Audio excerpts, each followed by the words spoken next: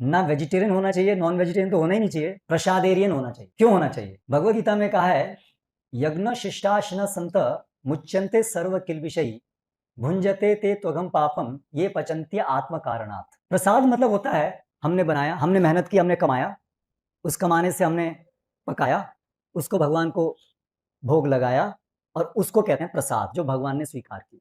प्रसाद का एक और अर्थ होता है मर्सी, कृपा।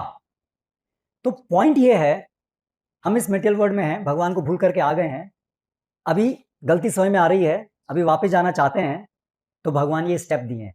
आपको जीना तो है, शरीर तो चलाना है, खाना तो है, you do it as an offering to me, यत करोषि यदश्नासी यत जुहोषि ददासी यत। आप जो भी खाते हो, आप जो भी करते हो, you do it as an offering to मी।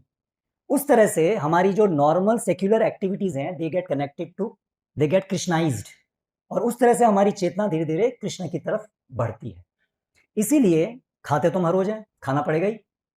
इसीलिए अगर हम भगवान को अर्पित करके प्रसाद को लेंगे, तो वो जो हमारी चेतना है कि actually we are servant of Krishna, he is maintaining us, we should be grateful to him and we want to come close to him, है ना। इसीलिए डिवोशन के साथ जब हम अपनी मेहनत की कमाई को, और जो भी हम खा रहे हैं, खाने के लिए बनाए, उसको हम भगवान के लिए बनाएं, उनकी संतुष्टि के लिए उनको ऑफर करें with love and devotion, then he accepts that.